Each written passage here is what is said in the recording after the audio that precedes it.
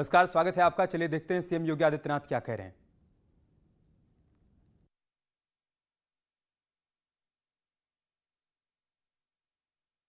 है लेकिन कभी भी कोई वायरस आता है तो ये केवल एक किसी छोटे से अंतराल के लिए नहीं आता है, एक सिलसिला प्रारंभ होता है। लंबे समय तक ये व्यवस्था को, मानव समाज को प्रभावित करता रहेगा।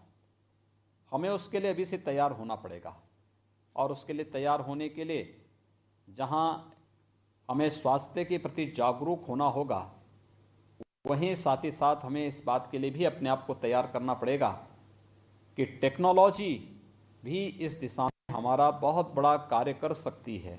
कोरोना कालखंड में आप सोचिए, अगर टेक्नोलॉजी नहीं होती तो कोरोना कालखंड में पूरी दुनिया में अस्त व्यस्त और बगावत की सी स्थिति पैदा होती है।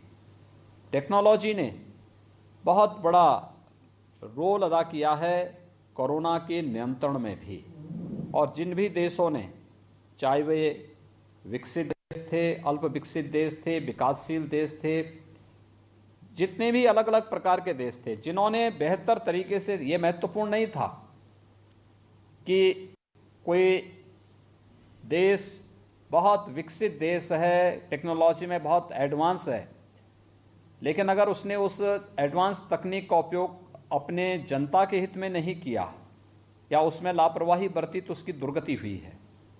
आप देख सकते हैं, अमेरिका जैसा देश कुल 33 करोड़ की आबादी का देश है और 33 करोड़ में अब तक वहां पर 5 लाख से अधिक मौतें केवल कोरोना से हुई हैं। भारत के अंदर आप देख सकते हैं 135 करोड़ की आबादी है और जब मौत के आंकड़े होते हैं, मौत एक भी दुखद होती है, लेकिन इसको भारत ने नियंत्रण किया है और 2 लाख से भी कम की संख्या यहां पर है। अगर हम अमेरिका और यूपी की ही तुलना करेंगे, अमेरिका की 33 करोड़ की आबादी में वहां पर 5 लाख से अधिक मौतें होती हैं। उत्तर प्रदेश की आबादी 24 करोड़ की है, हमारे यहाँ कुल कोविड से मौतें 8,500 हुई हैं। 8,500 में और 5 लाख में बहुत अंतर होता है। अगर आप तुलना करेंगे कि हेल्थ इंफ्रास्ट्रक्चर की, तो अमेरिका के हेल्थ इंफ्रास्ट्रक्चर के सामने भारत का हेल्थ इंफ्रास्ट्रक्चर या यूपी का इंफ्रास्ट्रक्चर कहीं भी नहीं टिकता है।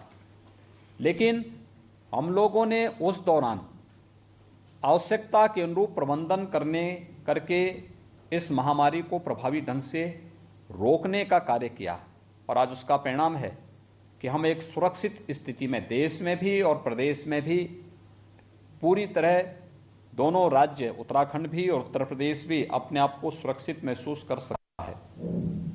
भारत एकमात्र देश है दुनिया के अंदर जिसने 2 वैक्सीन एक साथ लॉन्च की हैं, और वैक्सीन न केवल भारत के नागरिकों को, हेल्थ वर्कर्स को लग चुकी हैं, कोरोना वॉरियर्स को वर्तमान में लग रही हैं, बल्कि अपने मित्र देशों को भी वैक्सीन देने का कार्य भारत ने किया है। कितना बड़ा चेंज हर एक स्तर पर देखने को मिल रहा है।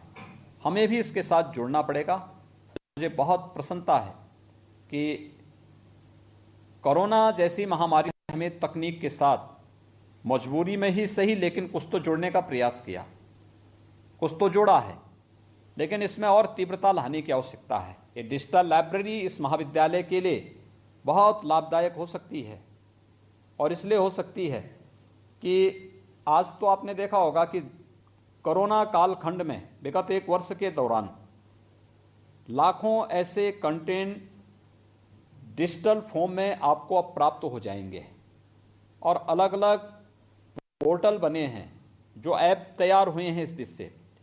इन्हीं सब का उपयोग करते हुए भी हम अपने पाठ्यक्रम को बहुत व्यवस्थित तरीके से आगे बढ़ाने का कार्य कर सकते हैं, और मुझे विश्वास है कि हम देश की प्रतिष्ठित जो लाइब्रेरी हैं उनके साथ भी अगर अपना लिंक जोड़ें तो काफ़ी अच्छे ढंग से हम अपनी लाइब्रेरी को डिजिटली बहुत समृद्ध कर सकते हैं। और मुझे विश्वास है कि महाविद्यालय के प्राचार्य, महाविद्यालय के जितने भी शिक्षकगण हैं, वहाँ की व्यवस्था से जुड़े हुए जितने भी अन्य अधिकारीगण हैं, ये सभी लोग इस कार्यक्रम को करते हुए इस क्षेत्र में आपके पास एक बहुत अच्छा माहौल है। वहाँ न शोरगुल है, न किसी प्रकार का प्रदूषण है, न किसी प्रकार की अव्यवस्था है। उन स्थितियों में आपके पास कार्य करने और शोध करने का एक बहुत बेहतर अवसर प्राप्त होगा। इस कार्यक्रम को आगे बढ़ाने की आवश्यकता है और कम से कम इस चीज को देखें। हर एक शिक्षक के सामने टारगेट दें, हर एक अधिकारी के सामने एक टारगेट दें, प्रिंसिपल भी कुछ कार्यक्रमों को ले और प्रयास करें न केवल महाविद्यालय बल्कि आसपास के जितने भी अन्य इंटर कॉलेजेज हैं, यमकेश्वर इंटर कॉलेज है, चमकोटखाल इंटर कॉलेज है, भिरगोखाल में इंटर कॉलेज है, जितने भी अन्य जूनियर हाई स्कूल हैं, बिथ्याणी में होगा, आपके कांडी में होगा, दमराड़ा में होगा, यमकेश्वर में होगा, आसपास के गांव में जहां कहीं भी हैं, इन गांवों के बच्चों को भी वहां बुला करके और एक एक घंटे 2-2 घंटे का उनका एक एक घंटे का कार्यक्रम उनका बनाया है।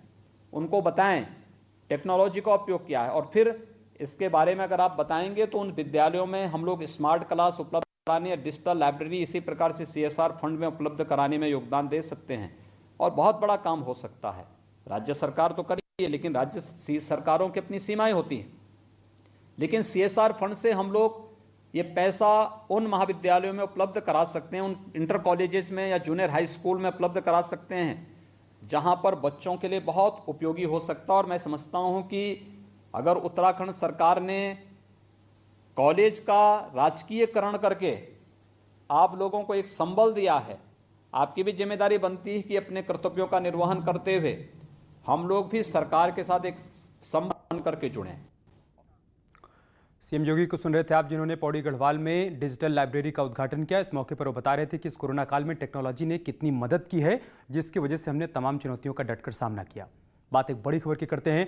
उन्नाव केस में पुलिस ने बड़ा खुलासा किया है। पुलिस के मुताबिक इस वारदात को एक तरफा प्यार में अंजाम दिया गया है। पुलिस ने 2 लड़कों को गिरफ्तार किया है। पुलिस के मुताबिक इन्हीं 2 लड़कों में प्यार के चलते इस वारदात को अंजाम दिया। आपको बता दें कि 2 लड़कियों के शव खेत में मिले थे, जबकि एक लड़की का कानपुर में अभी भी इलाज चल रहा है। डॉक्टर्स की एक स्पेशल टीम लड़की का इलाज कर रही है और इन सब के बीच पुलिस की तरफ से बड़ा खुलासा किया गया है। 2 लड़कों को गिरफ्तार किया गया है और पुलिस ने जानकारी दी है कि एक तरफा प्यार में इस वारदात को अंजाम दिया गया है और उसी के आरोप में अब इन 2 लड़कों को गिरफ्तार किया गया है। अब से थोड़ी देर बाद पुलिस की तरफ से प्रेस कॉन्फ्रेंस भी की जाएगी, जिसमें तमाम बातों का जिक्र होगा। और लखनऊ से हमारे सहयोगी ऋषभ मणि इस वक्त हमारे साथ जुड़ चुके हैं। ऋषभ, क्या जानकारी इस बड़े खुलासे को लेकर आपके पास? हमें देखिए, अभी जो जानकारी मिल रही है उसके मुताबिक उन्नाव पुलिस ने 2 युवकों को गिरफ्तार किया है। ये दोनों युवक बबुरिया गांव, जहां पर इस वारदात को अंजाम दिया गया, उसके पड़ोस के गांव के रहने वाले हैं। और इस वक्त कानपुर में जो रोशनी नाम की किशोरी है, जो जिंदगी मौत से संघर्ष कर रही है, उससे एक तरफा इश्क के चलते एक आरोपी ने, एक युवक ने जो पड़ोसी गांव का है, उसने इस वारदात को अंजाम दिया है। वो युवक गिरफ्तार हो चुका है, उसका एक सहयोगी भी गिरफ्तार हो चुका है। जो अब पुलिस का ये कहना है कि अभी कुछ देर में प्रेस कॉन्फ्रेंस की जाएगी, तब अब सारी जानकारी दी जाएगी। लेकिन न्यूज़ 18 अपने दर्शकों को बता रहा है कि इस मामले का खुलासा हो चुका है। मामला ज़्यादा हाइप पकड़ चुका था, क्योंकि कल से विधानसभा का सत्र शुरू हुआ था। वहाँ पर इस घटना को लेकर हंगामा किया गया। तमाम बड़े बड़े राजनेताओं ने ट्वीट किए, अपने उन्होंने बाइट्स दी, उन्होंने अपना संबोधन किया और लगातार उत्तर प्रदेश में कानून व्यवस्था के ऊपर प्रश्न चिन्ह लगाने की कोशिश की। पोस्टमार्टम रिपोर्ट कल जब दिन में आई थी, उससे ही इशारा मिल गया था कि किसी ये जहर खाने से ही इसकी पुष्टि हुई है। जहर खुद खाया या खिलाया गया, इस बात को लेकर पुलिस जांच कर रही थी। हाँ। और इसी में पुलिस को एक सुराग मिलता है कि जब फोर्सफुली जहर नहीं खिलाया गया, इसका मतलब जो भी जहर खिलाने वाला है या जिसने धोखे से जहर दिया है वो नोन आदमी है, परिचित है। बस उसी लीड के ऊपर पुलिस ने अपनी जांच आगे बढ़ाई है और बबुरिया गांव के पड़ोस से एक युवक को गिरफ्तार किया है। अमित, आप बने रहे हमारे साथ। अनुज भी इस वक्त हमारे साथ जुड़ चुके हैं, जिनके पास इन दोनों लड़कों को लेकर जानकारी है। अनुज, क्या जानकारी इन दोनों लड़कों के बारे में जिनको गिरफ्तार किया गया है? बिल्कुल, देखिए, जिस तरह सामने मामला आ रहा है कि इन लोगों में गहरे संबंध थे, जो किशोरी थी उसके साथ, जिसको लेकर पुलिस ने कड़ाई से पूछताछ की, जिसके बाद ये टूट गए हैं और पुलिस पूरे मामले की गंभीरता से देख रही थी। पहले दिन से उन्नाव पुलिस ने पूरे मामले पर सतर्कता बरती और सक्रिय होते हुए 6 टीमें उन्नाव एसपी द्वारा बनाई गई थी। आईजी रेंज लक्ष्मी सिंह पूरे मामले की निगरानी कर रही थी और जल्द ही खुलासा करने की बात पुलिस शुरुआत से ही कह रही थी। हालांकि जो पूरे अनुज पुलिस इन तक कैसे पहुंची? जी बिल्कुल, जिस तरह से पूरा मामला आया है, गांव में जो डॉग स्क्वाड की टीम थी और जो यहाँ फिंगर एक्सपर्ट को लगाया गया था, फॉरेंसिक टीम को लगाया गया था, 6 टीमें थी जिनको अलग अलग तो क्षेत्र दिए गए थे जो उसमें काम कर रहे थे और कड़ियों को जोड़ रहे थे, जिसके बाद ये पूरी सफलता पुलिस को मिल पाई है। और अब से कुछ ही देर में असोआ थाने में पुलिस प्रेस कॉन्फ्रेंस कर पूरे मामले का खुलासा करेगी।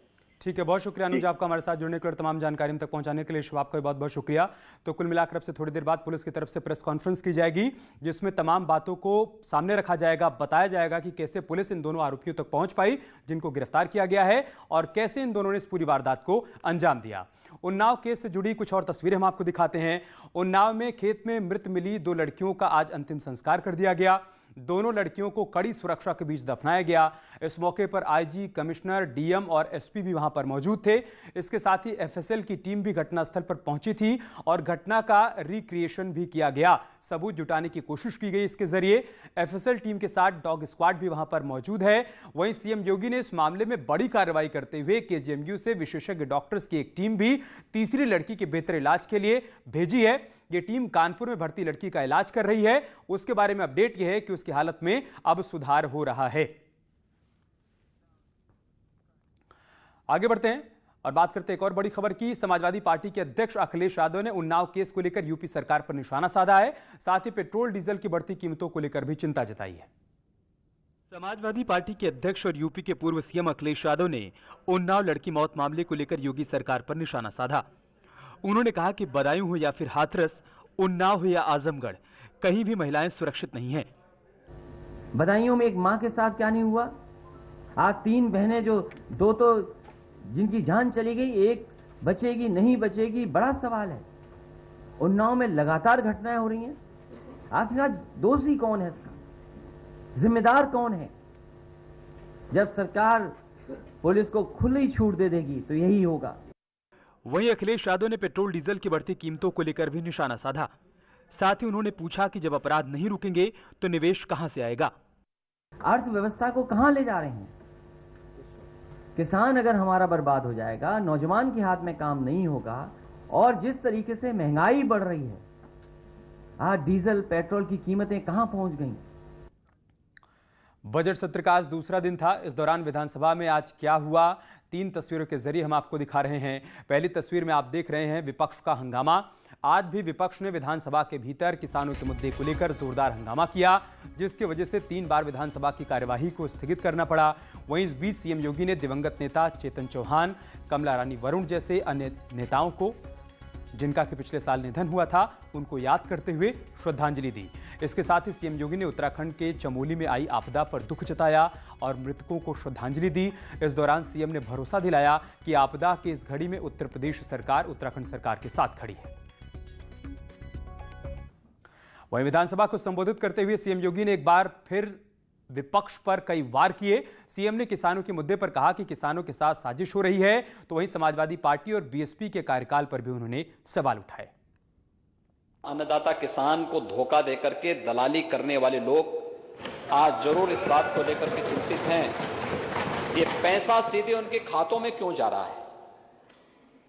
आज तो पर्ची भी उनके स्मार्टफोन पर प्राप्त हो जा रही है। ये जो दोषी दलाली का जरिया था वो भी समाप्त हुआ, इसलिए उनकी चिंता ज्यादा उसमें दिखती है। इसके पीछे सद्भावना नहीं, दुर्भावना ज्यादा है। और इसलिए महोदय, दुर्भावना वाली बात को क्योंकि सच स्वीकार करने की हिम्मत नहीं, इसलिए भाग खड़े हुए।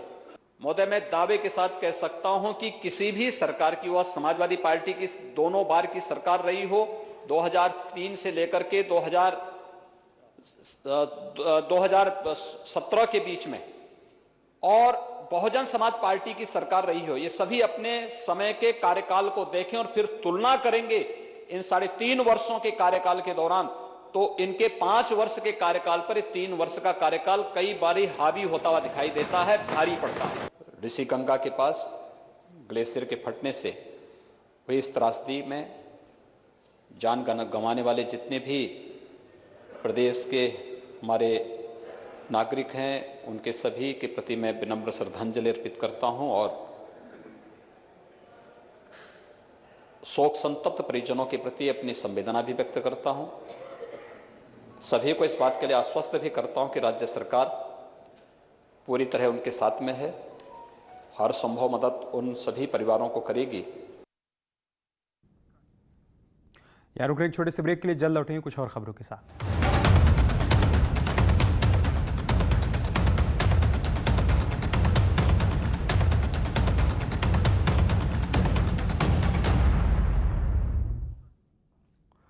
मिर्जापुर के गोपाल खंडेवाल के लिए सरकार मदद के लिए आगे आई है। एक हादसे में पैर गंवाने वाले गोपाल खंडेवाल अकेले बच्चों को पढ़ाते हैं। उनके पास दवा और खाने के लिए पैसे नहीं थे, जिसके बाद उन्होंने सीएम योगी और डीएम को ट्वीट कर मदद मांगी थी। डीएम मिर्जापुर प्रवीण कुमार ने ट्वीट का संज्ञान लिया और गोपाल के घर पहुंचे। डीएम ने दिव्यांग को 2 साल तक हर महीने 6,000 रुपये देने का वादा किया है। इसके साथ ही सरकारी योजनाओं का गोपाल को लाभ भी दिया जाएगा।